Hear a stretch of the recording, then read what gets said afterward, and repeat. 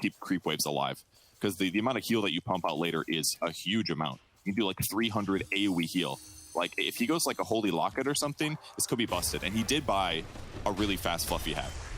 Good old Fluffy hat. Fata, though, a little bit out of position here, is getting slowed down, though, with the bash from Koifa, and that is going to be the first blood. They might be able to turn this around over onto Koifa if they can keep that vision, but they don't really have it here. Skeeter walks right next to him. He's already able to teleport out.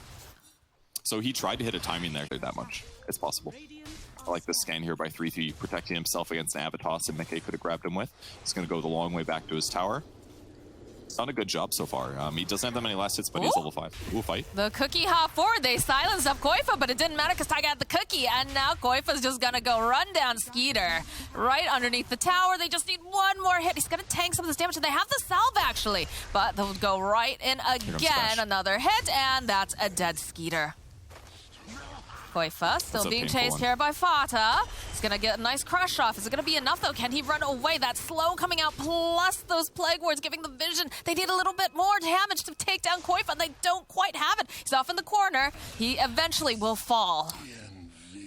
Ooh, that's painful for Tundra. When you go Drow lineups, you kind of want to, like, win. It feels dangerous for anybody to take the lane efficiently, whether snaking or the axe. So that's why, and now Sumail's going to start working on him, too. To teleport down to the bottom lane. It's like they're going to try to make something happen. Here's Koifa over in the trees. 9 will scout out with the illusory orb. Koifa getting off that crush. They follow up the Dream Coil, though. Silence coming out from 9. Can they do enough damage? Tiny, though, he's here as well as he just tosses 9 up into the air. He will fall as well as Fata. And these long-range kisses coming out here over onto Skeeter. They could go for a dive. I don't even know if they need it. They don't. Taiga just from downtown. Oh, they rotated so well there. Mickey was super ready. They had this nice observer ward that was spotting in the lane, so I think they saw the rotation coming or something, but they reacted so well, jumping Mickey in there in time. The problem is that Koifa is just really tanky other than run. Maybe he could have juked a little bit, but he's close to trees, so it was like kind of... it's kind of difficult there. Taking now dying in the top lane. Sumail rotates over. Koifa gives vision. The hood is up on Slardar. His goal is just not to die because he knows he's the most vulnerable. And now the game's looking pretty scary for Tundra here. Avatos bot lane. Fata. He even goes for the overgrowth, just trying to buy a little bit more time, but it doesn't matter. Taiga gets himself yet another kill, and the Blink Dagger on Tiny, I believe, now is revealed as well. Rough one here. Just keeps it more healed. So their goal is basically, even though they haven't necessarily won the laning stage, they can still buy themselves some time and some map control. They'll eventually kill their opponent's towers, and with that, it might make it easier for them to invade. Ooh, that is a dead Snake King. Taiga's on a killing spree. Having to go 3-0 and 4 on Taiga. He's doing so well. Well, I mean, these are the kind of moves that you like to see. You like to see your tempo hero moving around with +1 or +2, and double damage now over here on Sumail. They're just going to rip down this middle tower, and there's really not much that they can do over on the side of Tundra. They're just going to walk right into Roche. They have the capability to do this very quickly with the reduction on the armor. Liquid has just hit this pace, and, you know, like we said, the Venomancer is nice, but he needs to be set up already. He needs to have those Plague Wards. Very similar in terms of like attack keys in a sense, you know? You've got to have that stuff already. Then yes, you're more survivable, but the whole goal of getting Vanguard super fast is that you get it so early that it blocks like all of the damage when it gets blocked. But now look what he can do. He's going to actually help in this fight. Vanguard wouldn't do that. Look at the way Insania is positioned, though. The jump forward immediately from 33. The go, they'll drop the Chaotic Offering, and they've got the Fatal Bonds. The silence is off. Toss back over on the back lines here from Mickey as he just blows up Snake King almost instantly. 33 next to fall, and 9 is just going to try to run away. They've got these long-range Mortimer kisses, though. They can find him over in the corner. They'll wait a little bit longer. But again, you can run, but you can't hide from these kisses. And it works out again. The hood, treads, wand, bracer, chipped vest, Slardar, and he just tanks through it all the way through with help from Insania.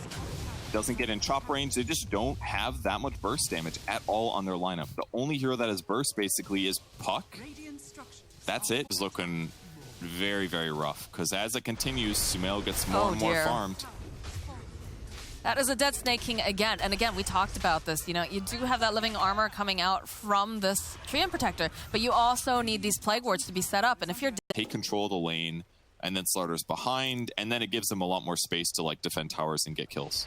It's just scary because, oh, look at this. Immediately Fata spotted out. They don't quite land the avalanche, though, but Sumail just going right on in, finds Fata. Taiga waiting nearby. Cookie up forward, and the little shredder will clean up the tree.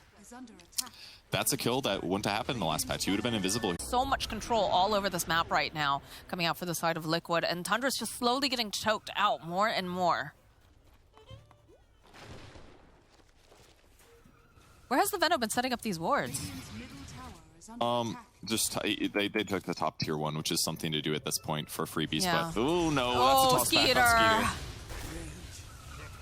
The Sari comes out, and that's a dead drow. So. Yep. And now the push continues. Another tier 2. More map control. Oh, no big deal. No big deal. Oh god. Yeah, this is utter map control here. And the other downside is that because Fada can stand in the trees, he's like the only person that can push lane. So his net worth is doing okay, but 33 walking into 3 heroes. They have, again, we talk about the vision game being so important here, and you can see all of these nice little points wherever Tundra would like to venture out and perhaps get into their own jungle. They have the vision, so they just get to jump on them each time, and like you said, blow up anyone. The only person might be a little difficult is, you know, trying to get their hands on 9, because it is a puck, but... Like, what, 8 runes total have spawned and 3 have been DD? I think there's like... I think there's like 6 different runes that can spawn, and 3 have been DD. That's pretty... And they have a Morphling? Yeah, that's pretty... A little dirty, but realistically, they probably would still be in this position without the DD. Okay, they're going to try to get a call off. 9, waiting nearby here, does go for the Dream Coil. They have to be careful, though. The rest of the team, they drop the Chaotic Offering. There's going to be those long-range kisses coming into effect, and they finish off. It's not looking good. 33 over onto the back lines. He's trying to escape. He tries to get the armor. He's not going to be able to, as he's the first one to fall. And now the hunt is on Koifa. Cookie hop forward, would love to get his hands on Snake King. Isn't going to be able to quite make that jump just yet, but the avalanche from Mickey just blowing up Snake King. They take both of those Tundra boys down very quickly, and they're going right on in. The jump in again from Koifa. He's found himself a Drought Ranger. There's going to be the 2 buybacks, though. They want to punish it. They've gone a little bit far here as 9 silence up over here onto Koifa. They'll find the kill over on Slardar. Cookie hopping out here from Taiga. They're still hunting. 33 would love to get over there fast enough. Sumail, though, they turn right back around. 33 just gets blown up. He's got nothing here. Silence again over here onto Sumail. They'll try to slow him down. Mickey making his ways over onto the back lines. A toss forward over to Skeeter. Just going to be able to go and blow up Sumail. Snake King also falling. Well, they got their second kill at least. I felt it too. I was like, after that fight, like, that's 2 racks at least. What a absolute trouncing by Liquid. But keep in mind that what Tundra tried to do here was an effective, potentially good strat. It's a little bit cheesy in the sense that it's like super up tempo. So you're like trying to like hit a timing, but because